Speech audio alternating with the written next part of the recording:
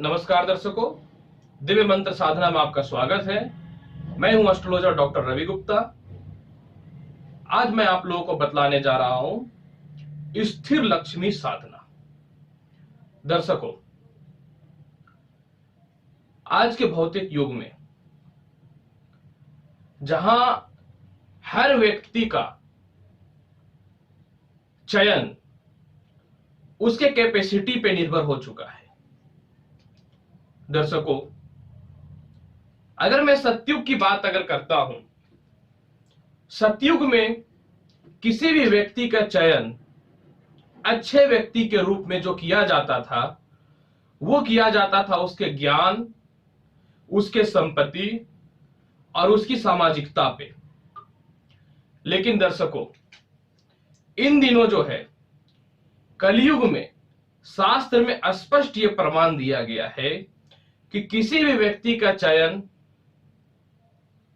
बलिष्ठ व्यक्तियों में उन्हीं का किया जाएगा के पास जितना ज्यादा संपत्ति होगा, वही आज के समय में कलयुग में सबसे बलिष्ठ व्यक्ति कहलाएगा। इसलिए दर्शकों, आज मैं आप लोगों को बतलाने जा रहा हूं स्थिर लक्ष्मी साधना। यह साधना दर्शकों उन लोगों के लिए है जो धन तो कमाते हैं लेकिन उनके परिवार में लक्ष्मी स्थिर नहीं रहती। धन का महत्व दर्शकों आज के भौतिक युग में सबसे ज्यादा है। मैं ये नहीं बोलूंगा कि आज से पहले धन का महत्व नहीं था, लेकिन आज भी धन का महत्व पहले से ज्यादा है। शास्त्र में यह स्पष्ट प्रमाण है कि लक्ष्मी कभी स्थिर नहीं हो सकती, क्योंकि यह चंचला है। आप धन कमाएंगे, खर्च हो जाएगा, फिर कमाएंगे, खर्च हो जाएगा। जिन लोगों के पास धन स्थिर रहता है, वे लोग आज के समय में सबसे सफल व्यक्ति हैं, क्योंकि उनकी कैपेसिटी कितनी है, उन्होंने अपने जीवन में कितना संपत्ति बनाया है, वो लक्ष्मी का सदुपयोग किस तरीके से कर सकते हैं, ये आज के समय में सबसे ज्यादा महत्वपूर्ण है। सिर्फ धन कमा लेना ही दर्शकों महत्वपूर्ण नहीं है, धन को स्थिर रखना आज के समय में सबसे ज्यादा महत्वपूर्ण कार्य है। जिसके पास धन नहीं है, वो अपने किसी भी सुविधा को पूर्ण नहीं कर सकते, वो अपने पुत्र को अच्छी शिक्षा नहीं दे सकते हैं, वो अपने परिवार का देखभाल नहीं कर सकते हैं, वो भूमि मकान वाहन तक नहीं ले सकते हैं। इतना तक कि अगर आपके पास धन नहीं है तो समाज में भी आपकी प्रतिष्ठा कम जाती है। यानी आज के समय में यह बात गलत नहीं है कि पैसा भगवान तो नहीं है, लेकिन भगवान से कम भी नहीं है। पैसा कमाना बुद्धि की काम होती है, पैसा कमाना शारीरिक श्रम की कार्य होती है, लेकिन पैसा बचाना दर्शकों ये दोनों मेहनत से सबसे ज्यादा महत्वपूर्ण होता है। इसलिए मैं आज जिस स्थिर लक्ष्मी साधना का आपको बतलाने जा रहा हूं, इसका एक बहुत ही छोटा सा मैं आपको कहानी बतलाता हूं। दर्शकों, समुद्र मंथन से पूर्व सभी देवी देवता धनहीन हो चुके थे। ये लक्ष्मी साधना जो मैं आपको बतलाने जा रहा हूं, यह खुद ब खुद ऋषि विश्वामित्र के द्वारा लिखित है, जिसमें स्पष्ट प्रमाण शास्त्र में यह चीज लिख भी दिया गया है कि इस प्रयोग को मनुष्य से दूर रखा जाए। पर दर्शकों, दिव्य मंत्र साधना का निर्माण मैंने सिर्फ इसलिए किया है कि मैं शास्त्र के हर वो बात आपको बतलाऊं जिस प्रयोग को करने से, जिस साधना को करने से, या फिर कुछ ऐसी वस्तुएं हैं जिसको धारण करने से मनुष्य का उद्धार हो। मैं सिर्फ यही कार्य करने के लिए ही दिव्य मंत्र साधना का निर्माण किया हो। विश्वामित्र के द्वारा यह साधना बतलाई गई, जिसे खुद ब खुद देवराज इंद्र ने समुद्र मंथन के बाद लक्ष्मी जी के लिए किया था। इसके बाद ही सभी देवी देवता लक्ष्मी यानी धनवान, धन से परिपूर्ण हुए थे। यानी दर्शकों, इस चीज की बात आप मान लीजिए कि हमारे शास्त्र में स्पष्ट प्रमाण है कि कोई भी देवी देवता के पास एक रूपी शक्ति प्राप्त नहीं है। कुछ लोग बोलते हैं ब्रह्मा जी बड़े हैं, कुछ लोग बोलते हैं विष्णु जी बड़े हैं, कुछ लोग बोलते हैं भगवान शिव बड़े हैं।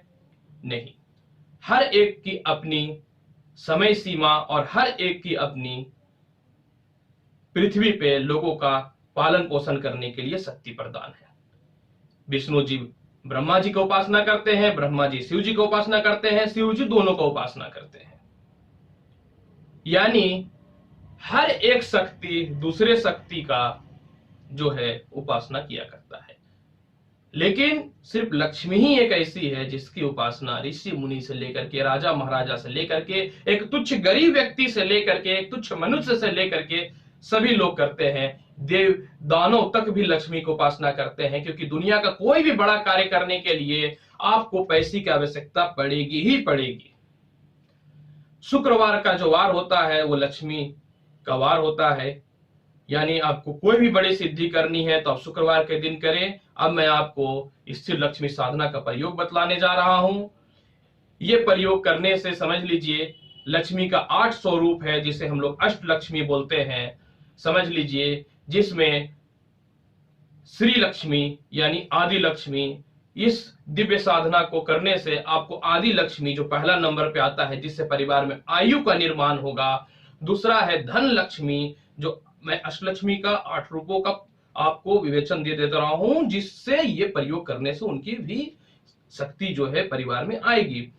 धन लक्ष्मी, परिवार में धन का निर्माण होगा। धैर्य लक्ष्मी, यानी कितना भी परिवार में धन आ जाए, आत्मबल आप नहीं खोएंगे। ये साधना का प्रयोग ये करने से भी, ये साधना का प्रयोग करने से भी आपको इस चीज में प्रयोग करने से आपको बेनिफिट होगा। और चौथा है गज लक्ष्मी, ये परिवार में आयु, स्वास्थ्य और धन की वृद्धि करेगा। और पांचवा है संतान लक्ष्मी, ये संतान की उन्नति प्रदान के लिए ये साधना बहुत महत्वपूर्ण है। और छठा है विजय लक्ष्मी, यानी कुछ भी करेंगे तो परिवार में विजय की प्राप्ति होगी। सातवां है विद्या लक्ष्मी, यानी अष्ट लक्ष्मी में विद्या लक्ष्मी भी एक है दर्शकों। यानी बहुत ज्यादा धन कमा लेना इंपॉर्टेंट नहीं है, बुद्धि भी होना बहुत इंपॉर्टेंट है, यानी बुद्धि का भी विकास होगा। और आठवां है श्री ऐश्वर्य लक्ष्मी, यानी समझ लीजिए कि परिवार में ऐश्वर्य का भी निर्माण होगा।